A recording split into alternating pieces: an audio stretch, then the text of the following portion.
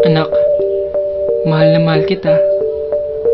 Yan ang pangarap ko na marinig sa mama ko simula nung bata pa ako. Nananalo ako sa mga paligsahan ng sining sa loob at labas ng aming eskwelahan. Subalit kahit isang beses, hindi ko narinig yan sa aking mama.